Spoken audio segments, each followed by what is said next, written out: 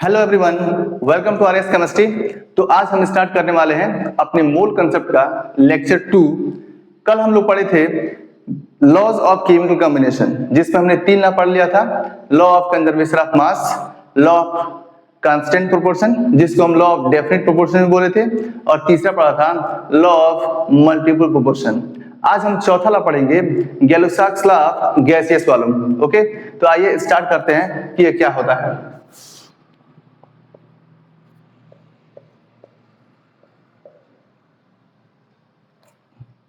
गैलुसाक्स law of gaseous volume. Okay, हाँ, तो ये लॉ क्या होता है सुनिएगा। ये लॉ ये कहता है कि जब दो या दो से अधिक गैसें आपस में रिएक्ट करके कोई प्रोडक्ट बनाती हैं, और प्रोडक्ट भी यदि हो सके तो कोई गैस ही हो जाए, तो रिएक्टेंट वाले गैस के वॉल्यूम में और प्रोडक्ट वाले गैस के वॉल्यूम में एक सिंपल होल नंबर रेशियो होता है। ठीक है, फिर से सुनिएगा। मैंने कहा कि जब दो या दो से अधिक गैसें आपस में रिएक्ट करती हैं, तो रिएक्ट करने के बाद जो भी प्रोडक्ट बनता है, वो प्रोडक्ट भी यदि हो सके तो कोई गैस ही बन जाए, तो रिएक्टेंट वाले गैस के वॉल्यूम में और प्रोडक्ट वाले गैस के वॉल्यूम में एक सिंपल होल नंबर रेशियो होता है। ठीक है, मतलब ये हुआ कि this law states that this law states that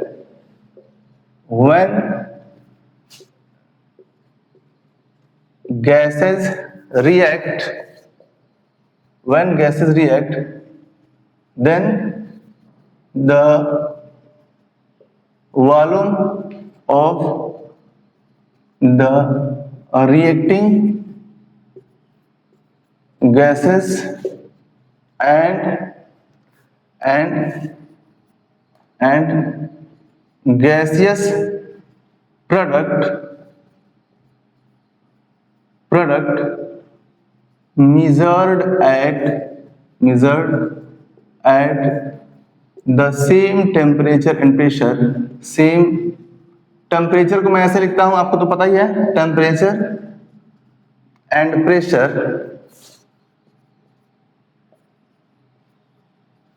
are in simple whole number ratio, है ना।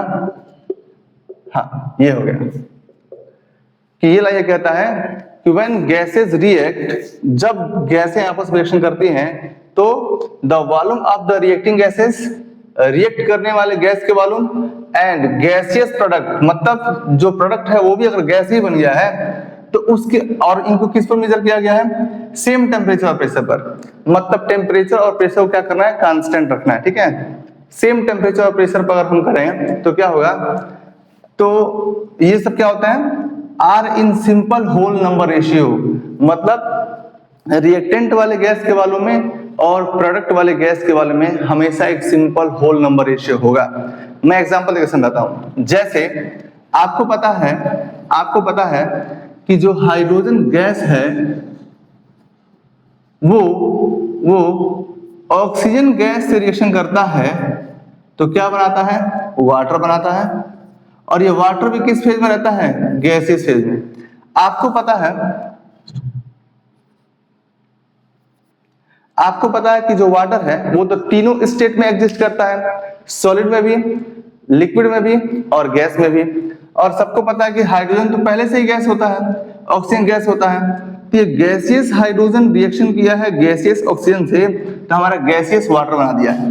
अब यहाँ पर ध्यान देखिए, यहाँ पर आप देखिए ध्यान से, यहाँ पर 2 लिखा है ना, इसका स्टोइकियोमेट्री क्या है, 2 है ना। इसका मतलब 2 volume of hydrogen reacts with 1 volume of oxygen to for 2 volume of water। इसका मतलब अगर मैं रेशियो लूंगा इनके वॉल्यूम में, तो क्या आएगा, रेशियो क्या आएगा, 2:1:2। ध्यान से देखो, 2:1:2। क्या यह रेशियो इससे सिंपल हो सकता है? इससे सिंपल करेंगे तो इस 2 को 1 बनाएंगे, और जब इस 2 को 1 बनाएंगे तो ये 1/2 हो जाएगा, तो फिर उसका कोई मतलब नहीं रहेगा, है ना। तो ये सबसे सिंपलेस्ट होल नंबर रेशियो है, ठीक है।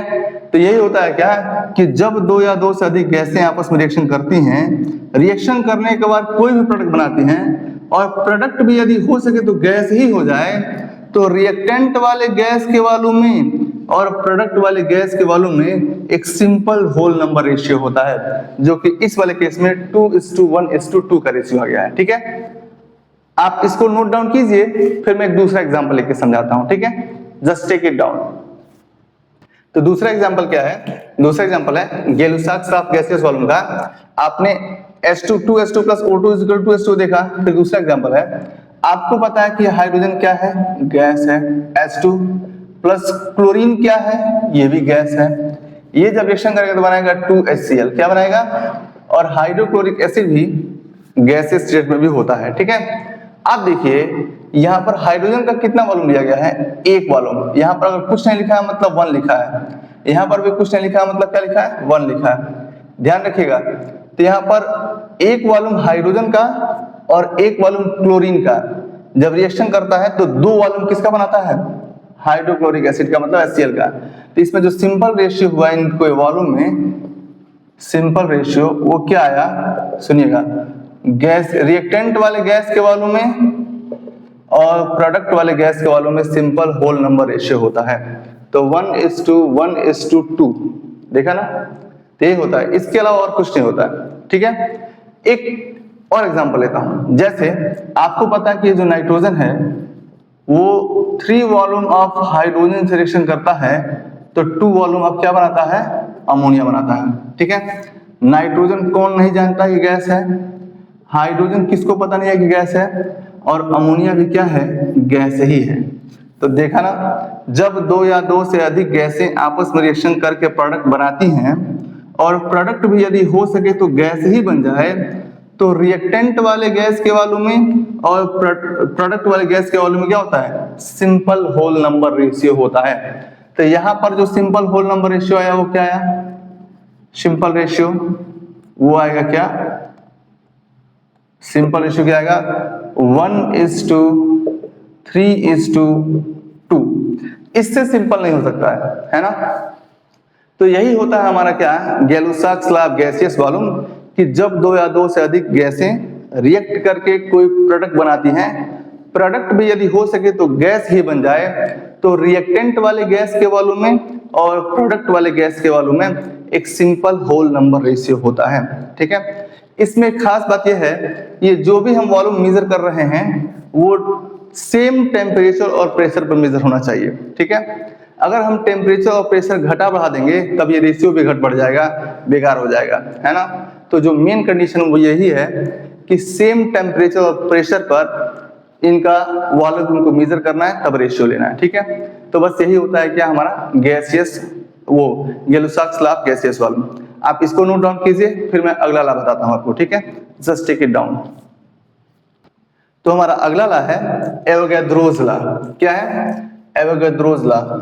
एवोगैड्रोस लॉ, सुनिएगा। एवोगैड्रोस लॉ क्या कहता है? तो एवोगैड्रोस लॉ कहता है कि अगर 2 या 2 से अधिक गैस का वॉल्यूम इक्वल हो जाए तो उसके नंबर ऑफ मोल्स भी क्या होंगे? इक्वल होंगे, बराबर होंगे। जैसे यहाँ कोई एक गैस है, इसमें जितने वॉल्यूम है, ठीक है, इसका जितना वॉल्यूम है और जितना नंबर ऑफ मोल्स हैं, अगर ये दूसरा कोई कंटेनर है जिसमें वॉल्यूम है और इसका वॉल्यूम भी इसके वॉल्यूम के बराबर हो जाए, तो ऑटोमेटिकली इसके नंबर ऑफ मोल्स इसके नंबर ऑफ मोल्स के बराबर हो जाएंगे। मतलब ये हुआ कि equal volumes of all gases contain equal number of molecules at same temperature and pressure, है ना। कि सेम टेम्परेचर और प्रेशर पर equal volume of all gases equal number of moles को या फिर मॉलिक्यूल्स को कंटेन करते हैं, है ना। तो हम क्या लिखेंगे? मैं लिखूंगा, सुनिएगा।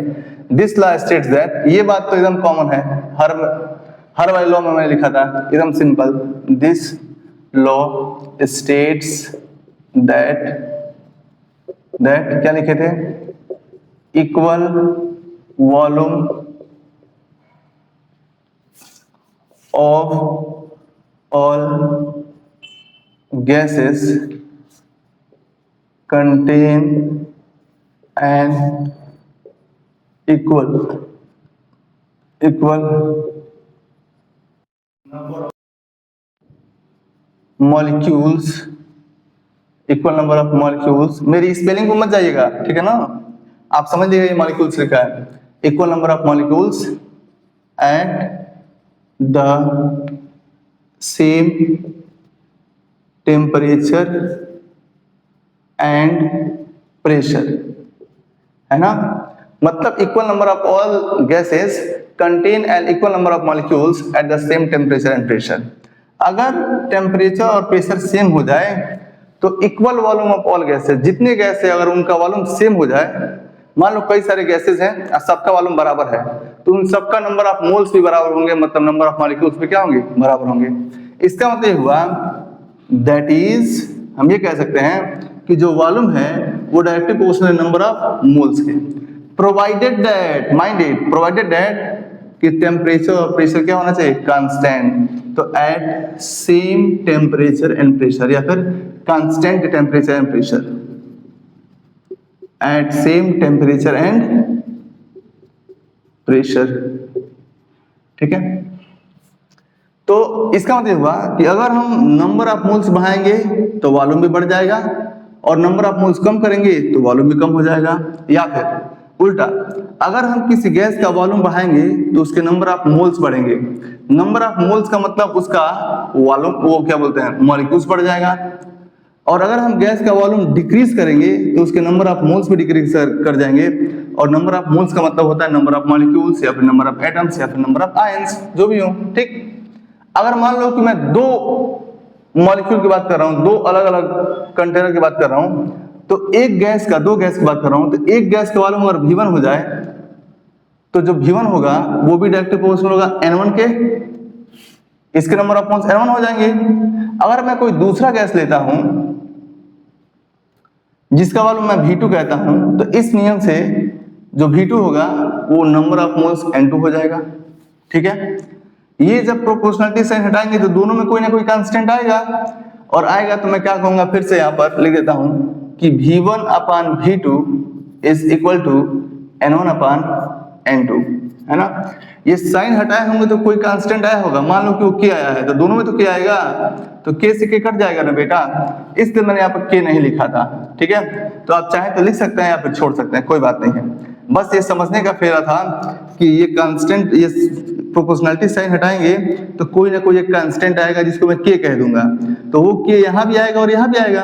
फिर जब रेशियो लेंगे तो V1 upon V2 is equal to K N1 upon K N2, तो K से K कट जाएगा ना, तो फाइनली क्या आएगा, V1 upon V2 is equal to N1 upon N2, जो मैं यहाँ लिख देता हूँ। Finally V1 upon V2 is equal to N1 upon N2, है ना। अब एक बात सुनना, यहां से क्या लिखा है, या फिर यहां से देखो, जहां से वहां से देखो, कोई बात नहीं है। ये जो वॉल्यूम है वो नंबर ऑफ मोल्स के डायरेक्टली प्रोपोर्शनल है। इसका मतलब हुआ कि वॉल्यूम बढ़ाएंगे तो नंबर ऑफ मोल्स बढ़ जाएगा, और वॉल्यूम कम करेंगे तो नंबर ऑफ मोल्स भी कम हो जाएगा। इसको जिस रेशियो में बढ़ाएंगे या घटाएंगे, या उसी रेशियो में घटेगा और बढ़ेगा, है ना। अगर मैं इसका एग्जांपल दूं तो आपको अच्छे से क्लियर हो जाएगा। जैसे कहा मैं लिखूं, ऐसा है ना कि आप इसको नोट डाउन कीजिए, फिर मैं इसको मिटा के एक बार समझाता हूं, ठीक है। Just take it down.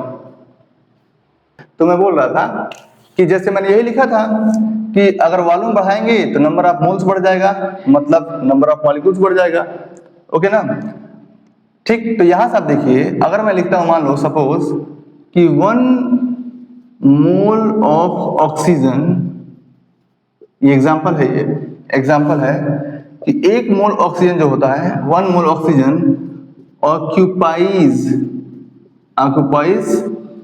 22.4 litre at STP, standard temperature और प्रेशर पर 1 मोल ऑक्सीजन 22.4 लीटर के बराबर होता है। तो जरा बताइए, 2 मोल्स ऑफ ऑक्सीजन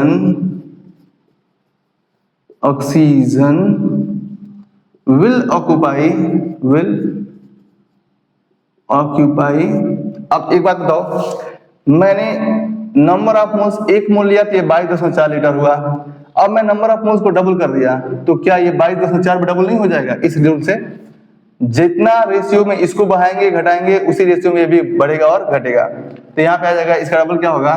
44.8 होगा। क्या 44.8 लीटर एट STP, है ना। तो तुमने देखा ना कि अगर हम नंबर ऑफ मोल्स घटा रहे हैं बढ़ा रहे हैं तो उसी रेशियो में वॉल्यूम भी घट रहा है और बढ़ रहा है ना। इसका मतलब हम एक लाइन में कह सकते हैं कि volume of any gas is directly proportional to number of moles of that gas, है ना।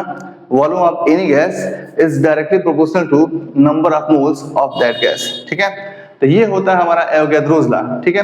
आप इसको नोट डाउन कीजिए, फिर मैं अगली बात बताता हूं। Just take it down. हाँ, तो अगला है हमारा डाल्टन्स एटॉमिक थ्योरी। तो आइए देखते हैं डाल्टन्स एटॉमिक थ्योरी क्या होती है, ठीक है। हेडिंग कीजिएगा डाल्टन्स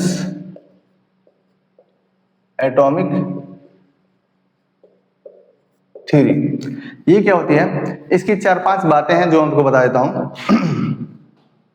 ये कहता है कि all the matter is composed of very tiny particles which are called atoms.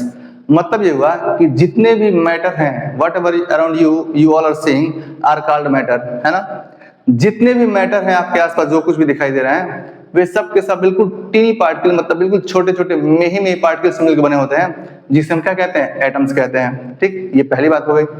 दूसरी बात तुमसे कहा कि atoms of the same elements have identical physical and chemical properties. मतलब एक ही एलिमेंट के जितने भी एटम्स होंगे सबकी प्रॉपर्टीज सेम होंगी, ठीक है।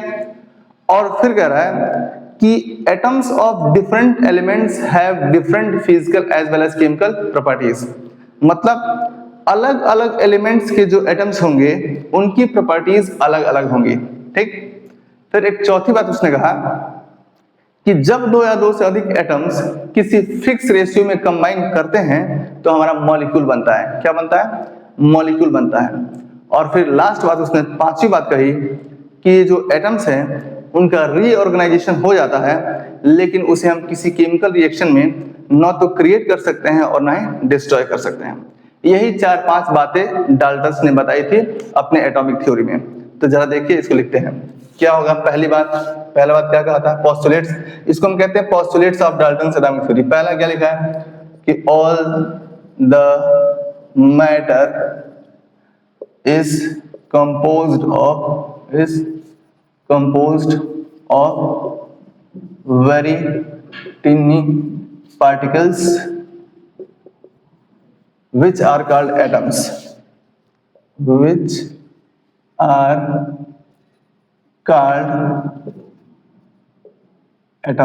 है ना। दूसरी बात इसने क्या कहा? दूसरा पोस्टुलेट्स कि atoms of the same element have same physical और केमिकल प्रॉपर्टीज की जगह पर सिर्फ ऐसे लिख दो, have same properties, है ना। प्रॉपर्टीज का मतलब उसमें फिजिकल प्रॉपर्टीज भी आ गई और केमिकल प्रॉपर्टीज भी आ जाएंगे, है ना। फिर तीसरा क्या आएगा? atoms of different elements have different physical and chemical properties। चलो एक बार लिख देता हूं, फिजिकल एंड केमिकल प्रॉपर्टीज, है ना, ठीक। और चौथी बात उसने कहा when 2 or more than 2 atoms combine in a fixed ratio,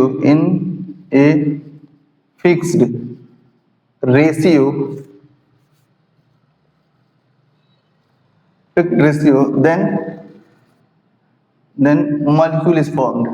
Then molecule is formed. ठीक है। और पांचवी बात उसने कहा था reorganization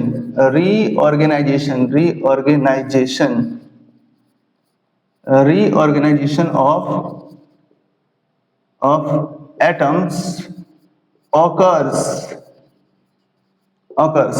that is atoms can neither be created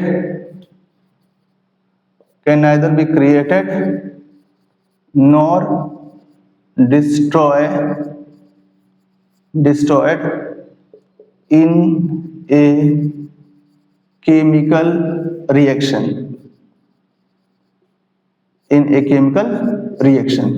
जरा मेरी स्पेलिंग तुम मिला लेना। हो सकता है कि मेरी स्पेलिंग कहीं गलत हो गया हो, इधर उधर हो गया हो, आप अपने सही से लिखिएगा। ये रिएक्शन लिखा है, ठीक है। तो ये होता है क्या, postulates of Dalton's atomic theory, जो कि बिल्कुल सिंपल है, 2 कड़ी का है। कि क्या होता है कि all the matter is composed of very tiny particles which are called atoms. मतलब दुनिया में जितने भी मैटर्स होते हैं वे सब के सब बिल्कुल छोटे छोटे मेही पार्टिकल से मिलकर बने होते हैं, और उन्हीं छोटे छोटे मेही पार्टिकल को हम क्या कहते हैं, एटम्स कहते हैं, ठीक। फिर दूसरा लिखा है atoms of the same element have same या फिर आइडेंटिकल प्रॉपर्टीज। मतलब एक ही एलिमेंट के जितने भी एटम्स होंगे उन सबकी प्रॉपर्टीज बिल्कुल आइडेंटिकल होगी, सेम होगी, ठीक।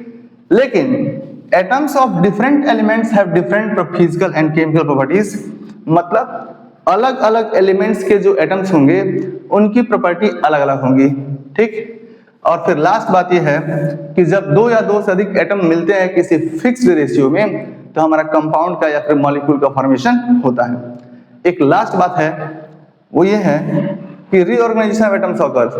किसी भी केमिकल रिएक्शन में एटम का रीऑर्गेनाइजेशन होता है, लेकिन उसको कंप्लीटली डिस्ट्रॉय नहीं किया जा सकता और ना ही न्यूली जनरेट किया जा सकता है ना। मतलब atoms can neither be created not destroyed in a chemical reaction, लेकिन इनका हम रीऑर्गेनाइजेशन कर सकते हैं, ठीक है। तो आप इतना नोट डाउन कीजिए, फिर मैं अगली बात बताता हूं, ठीक। तो अब हम देखेंगे क्या, हमने पढ़ा था डाल्टन्स एटॉमिक थ्योरी, लेकिन डाल्टन्स एटॉमिक थ्योरी के कुछ ड्रॉबैक्स भी हैं, है ना, जो कि मैंने यहाँ पर 1 बाय 1 मेंशन कर रखा है। मैं आपको एक्सप्लेन करता हूँ। डाल्टन्स ने कहा था कि जो एटम्स होते हैं वो इंडिविजुअल पार्टिकल्स होते हैं। क्या होते हैं, इंडिविजुअल पार्टिकल्स होते हैं। लेकिन ऐसा नहीं है, जो एटम्स होते हैं वो इंडिविजुअल पार्टिकल्स नहीं होते हैं। इंडिविजुअल पार्टिकल्स का मतलब ये हुआ कि उसको हम काट करके और छोटा नहीं कर सकते, मतलब उसको हम सब एटॉमिक पार्टिकल्स में डिवाइड नहीं कर सकते, उसने डाल्टन्स ने कहा था। जबकि हम एटम्स को और सब एटॉमिक पार्टिकल्स में क्या कर सकते हैं, डिवाइड कर सकते हैं, जैसे कि इलेक्ट्रॉन्स,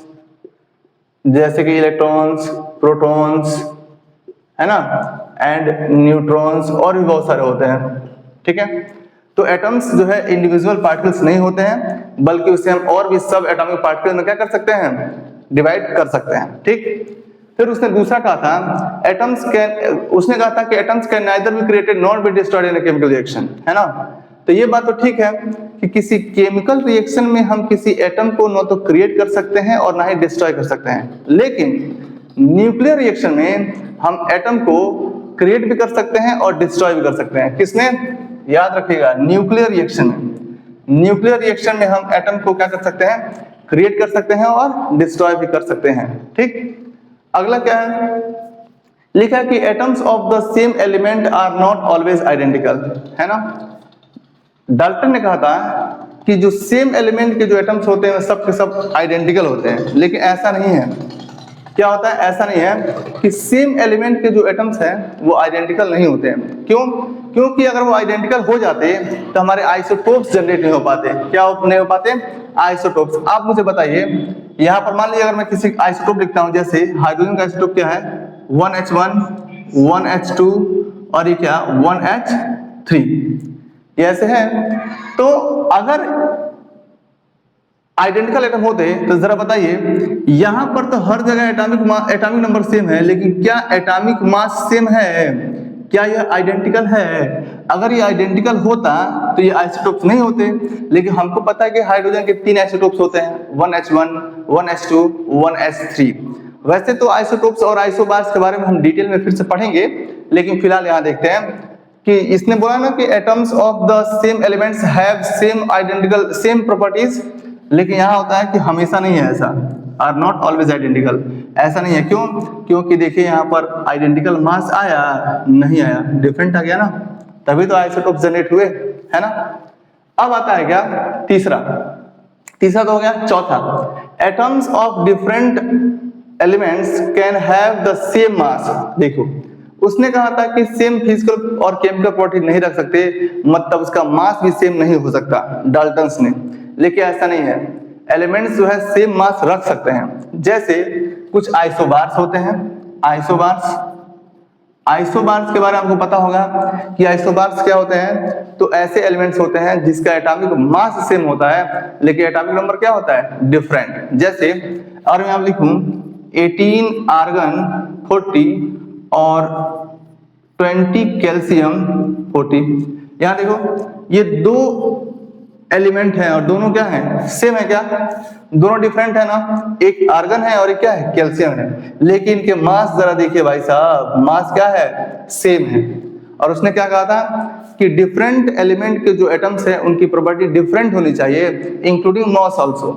मास भी डिफरेंट हो जाता, लेकिन ऐसा नहीं है। डिफरेंट एलिमेंट के जो एटम्स हैं उनके मास जो है सेम हो सकते हैं, जैसा कि हमारा आइसोबार्स में होता है ना।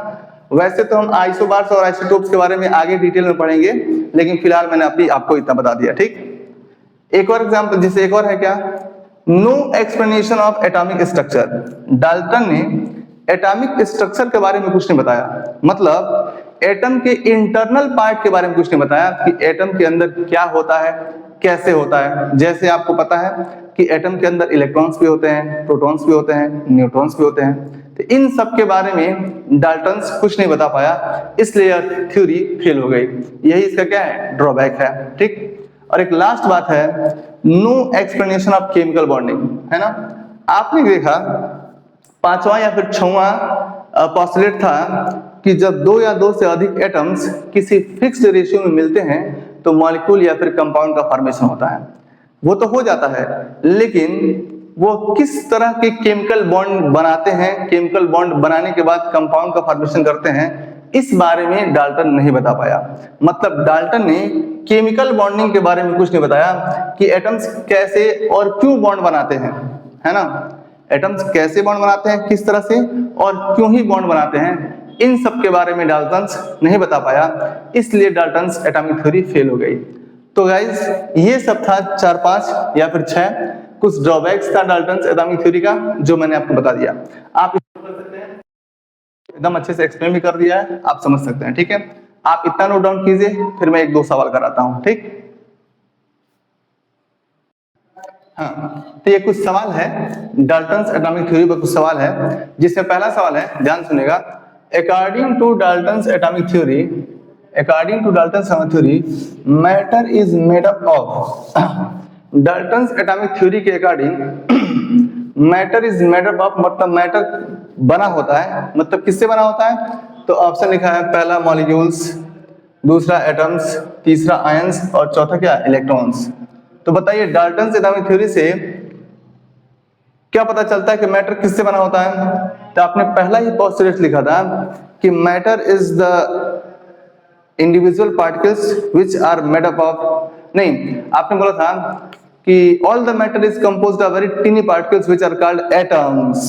इसका मतलब हुआ कि जो मैटर है वो किससे बना होता है? एटम से। तो हमारा ऑप्शन बी सही हो जाएगा। इस सवाल का ऑप्शन क्या हो जाएगा? बी सही हो जाएगा, ठीक। फिर दूसरा लिखा है कि Dalton propose that atoms of the same elements are. Dalton ये प्रपोज किया कि जो atoms of the same element है, मतलब सेम एलिमेंट के जितने भी एटम्स हैं उनमें क्या होता है? तो डिफरेंट इन मास, उनका मास डिफरेंट होता है। Identical is in mass and properties, या फिर पॉजिटिवली चार्ज, या फिर matter of neutron and proton. तो ये तो ऑप्शन डी तो होगा नहीं, इसके चार्ज के बारे में कुछ बताया नहीं। डिफरेंट मास तो होगा नहीं, क्योंकि क्या है? सेम एलिमेंट है ना, डिफरेंट एलिमेंट के मास डिफरेंट हो सकते हैं डाल्टन के अकॉर्डिंग, लेकिन सेम एलिमेंट के जो मास और प्रॉपर्टीज होंगे वो क्या होंगे, आइडेंटिकल। तो इस सवाल का भी हमारा ऑप्शन कौन सा सही हो जाएगा, ऑप्शन नंबर बी, है ना। आप इसको समझिए, लिखिए, फिर मैं दूसरा सवाल लिखता हूं, ठीक। तो हमारा अगला सवाल है, सुनिएगा, लिखा है कि विच स्टेटमेंट इज नॉट, देखो मैंने नॉट को बोल्ड लिखा है कैपिटल लेटर में, यही समझना है। बच्चे बहुत जल्दी से कहते हैं कि which statement not postulates of Dalton atomic theory, कर देंगे which is the postulates of Dalton's atomic theory, लेकिन हमको वो बताना है कि जो डाल्टन्स एटॉमिक थ्योरी का पोस्टुलेट नहीं है, नहीं है, याद रखो। तो पहले लिखा है कि एटम्स आर इंडिविजुअल पार्टिकल्स, है ना। तो ये तो पहला ही बात बोला था कि एटम्स जो होते हैं वो इंडिविजुअल पार्टिकल्स होते हैं, तो ये बात तो बिल्कुल सही है, हमको ये नहीं बताना है, ये स्टेटमेंट सही है, ये ऑप्शन सही है ऐसा मैंने नहीं लिखा, ये स्टेटमेंट सही है ना। दूसरा लिखा है कि atoms can neither be created nor destroyed, यहाँ पे नो नहीं रहेगा, नॉर रहेगा, ठीक है, नॉर डिस्ट्रॉयड, मतलब जो एटम है, एटम को हम ना तो क्रिएट कर सकते हैं और ना ही डिस्ट्रॉय कर सकते हैं, इस बात को भी डाल्टन ने कहा था।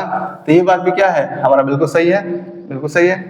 फिर लिखा है कि atoms contain electrons, protons and neutrons, क्या डाल्टन्स एटॉमिक थ्योरी में उसके पासेज में मैंने ये स्टेटमेंट लिखवाया था कि atoms contain electrons, proton and neutron, नहीं लिखवाया था ना, मतलब एटम ने इलेक्ट्रॉन्स, प्रोटॉन, न्यूट्रॉन्स के बारे में नहीं बताया था, इसका मतलब डाल्टन का ये जो बात है वो क्या है, गलत है। तो ये जो हमारा स्टेटमेंट है वो क्या है, गलत है, और यही हमको चाहिए, क्या है, ये जो हमारा स्टेटमेंट है वो क्या है, गलत है। तो हमको गलत स्टेटमेंट ही चाहिए, तो हमारा यही ऑप्शन क्या होगा, सही होगा, ठीक है। अब इसको देख लिए, compounds are formed by simple whole number ratio, ये बात तो बिल्कुल सही है। मैंने बोला था कि जब दो एटम्स आपस में किसी फिक्स रेशियो मिलते हैं तो कंपाउंड बनते हैं, तो इस बात को भी डाल्टन ने बताया था। तो डाल्टन ने जो बताया था हमको वो नहीं बताना है, जो नहीं बताया था वो बताना है। यहाँ पे क्या लिखा है कि which statement is not a postulate of क्या, डाल्टन्स एटॉमिक थ्योरी, तो डाल्टन्स एटॉमिक थ्योरी का पोस्टुलेट कौन नहीं है, तो ये ऑप्शन सी वाला नहीं है, तो ऑप्शन सी वाला क्या है, करेक्ट ऑप्शन है, ठीक है।